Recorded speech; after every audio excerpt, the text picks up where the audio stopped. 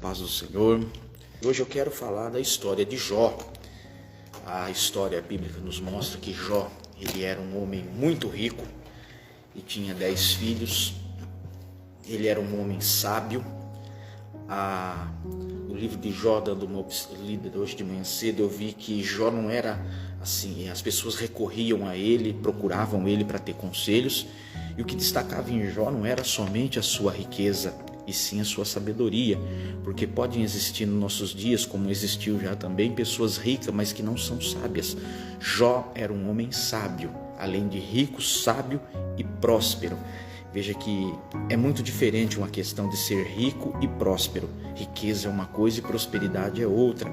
E além disso, Jó tinha um elemento excelente que era a sabedoria. E o texto bíblico diz em Jó capítulo 29, versículos 21 e 22, eu estou com uma anotação aqui do lado, por isso que eu estou às vezes olhando aqui, que as pessoas iam procurar Jó para ter conselhos. E Jó aconselhava essas pessoas. Jó tinha 10 filhos, a qual quando esses filhos se reuniam nas suas reuniões, quando terminava os ciclos de reuniões, Jó então se levantava de madrugada e fazia sacrifício pelos seus filhos. A Bíblia nos mostra que Jó, ele tinha uma família maravilhosa, uma vida maravilhosa, um homem rico, próspero e sábio.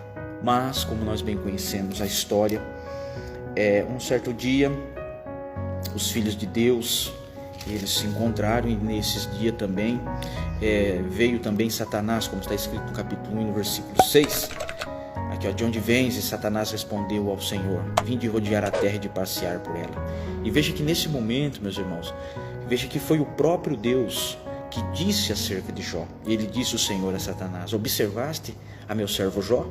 Porque ninguém há na terra semelhante a ele, homem sincero, reto e temente a Deus, e desvia-se do mal. Veja que o próprio Deus estava dando testemunho de Jó.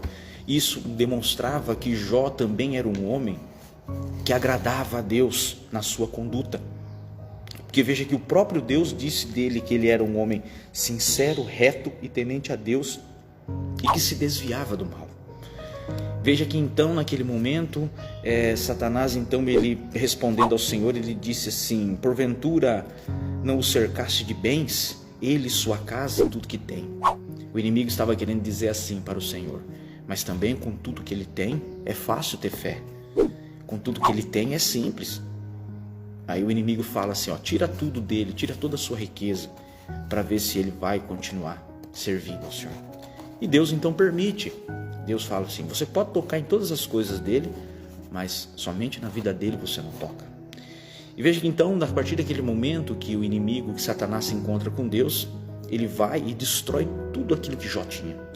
Jó, meus irmãos, perdeu tudo. Perdeu os seus filhos, que essa sim é a maior riqueza que um homem tem, que uma família pode ter. Jó perdeu todos os seus rebanhos, rebanho de carneiros, rebanho de bois, perdeu os seus camelos, os seus jumentos. Jó teve uma perca, se nós formos analisar hoje, Jó teve uma perca de os seus animais, os seus camelos e os seus jumentos representavam o quê? O transporte daquele tempo. É como se Jó tivesse ali na sua garagem vários e vários caminhões para fazer o transporte daquilo que ele plantava, das lãs que ele tirava das ovelhas. O prejuízo dele foi grande demais. E além disso, meus irmãos, os 10 filhos dele que foram mortos. Eu quero levar você a pensar e a imaginar como foi o sofrimento desse homem no dia do velório dos seus filhos. Ele não sabia em qual caixão chorar. Ele não sabia em qual dos filhos ele se debruçava e chorava. Imagina o desespero que esse homem estava, a tristeza que este homem estava. E de enterrar os seus filhos. E o mais interessante de tudo, que a Bíblia nos mostra, ele disse assim: Deus me deu, Deus tomou. Bendito seja o nome do Senhor. Veja que o plano de Satanás em fazer com que esse homem deixasse de acreditar em Deus caiu por terra. Que mais uma vez os filhos de Deus vieram apresentar-se perante o Senhor, e veio também Satanás apresentar-se perante Deus. E aí então Deus olha para ele e diz assim: então o Senhor disse a Satanás: de onde vens? E respondeu Satanás ao Senhor: de rodear a terra e de passear por ela. E disse o Senhor a Satanás: observaste meu servo Jó? Porque ninguém há na terra semelhante a ele, homem sincero, reto, temente a Deus e desvia-se do mal, e que ainda retém a sua sinceridade, havendo tu incitado contra ele para consumir sem causa. Veja que mesmo perdendo tudo isso, Jó continuou acreditando em Deus e crendo em Deus. Então o inimigo respondeu para o Senhor e disse ele: pele por pele, e tudo quanto o homem dará pela sua vida.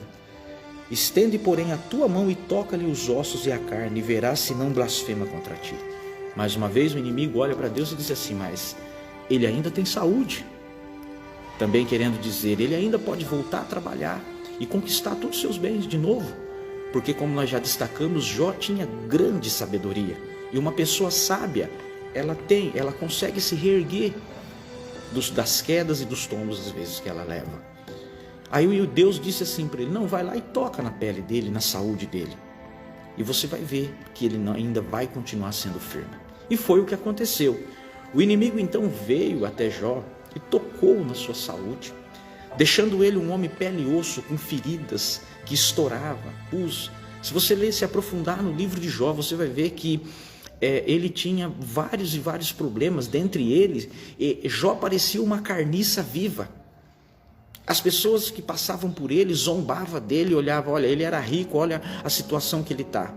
E ainda para completar, veio os seus 3 amigos e falava para ele: você pecou, Jó, você fez alguma coisa errada, porque Deus não iria castigar uma pessoa como castigou você, achando eles que foi Deus que o havia castigado.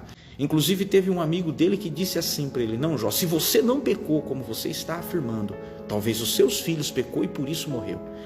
Veja que o homem tinha perdido tudo que tinha, perdido seus filhos, estava naquela situação doente, e os amigos que eram para vir consolar Jó simplesmente vieram ali e o acusaram, dizendo que talvez não somente ele, mas também os seus filhos haviam pecado. Veja, meus irmãos, que mesmo em tudo isso, Jó, ele continuou crendo no Senhor. Ele não deixou de acreditar em Deus. Ele não deixou de crer em Deus. E às vezes nos nossos dias, aí há alguns relatos na Bíblia de pessoas que não passou por aquilo que Jó passou. E às vezes elas acabam perdendo a sua fé por pouca coisa. Talvez você que está me assistindo, por pouca coisa você se desviou dos caminhos do Senhor. Por uma coisa muito simples você deixou de servir a Deus. Ou talvez por uma coisa bem simples você deixou de acreditar que Deus pode fazer algo por você. Mas em tudo isso, Jó, ele não deixou de crer no Senhor. Quando ele estava passando por tudo isso, um belo dia sua esposa chega para ele e disse assim: homem, amaldiçoa o seu Deus e morre. Como se estivesse dizendo assim: ó, deixa de acreditar em Deus, porque Deus se esqueceu de você. Ele vira para sua esposa e diz: como uma louca você fala. E veja que os seus amigos vindo ali, falando tudo aquilo que ele falou para ele. No capítulo 19 de Jó, no versículo 25, tem uma expressão de um homem que continuava firme, mesmo vendo a sua miséria, mesmo vendo tudo que havia acontecido com ele, quando ele disse: eu sei que o meu Redentor vive. Eu quero te dizer, meu amigo, que mesmo em meio a essas catástrofes que está acontecendo, Deus está vivo, o seu Redentor vive. Ele está aí pronto para te ajudar. Ele está aí pronto para lhe ajudar. O que você precisa ter é o que? É fé. E quando nós chegamos no capítulo 42 de Jó, a Bíblia nos diz que Deus restituiu tudo de volta para Jó. Deus deu tudo de volta para ele em dobro. E veja que nesse momento, Satanás, que achava que Jó iria pecar, ele simplesmente caiu do cavalo, porque Jó não deixou de crer em Deus. Em meio a essa circunstância difícil, às vezes a gente fica pensativo: o que vai ser e como que vai ser? O inimigo está torcendo para você perder a fé. Mas eu venho aqui nesta manhã com esta palavra dizer: não perca a sua fé.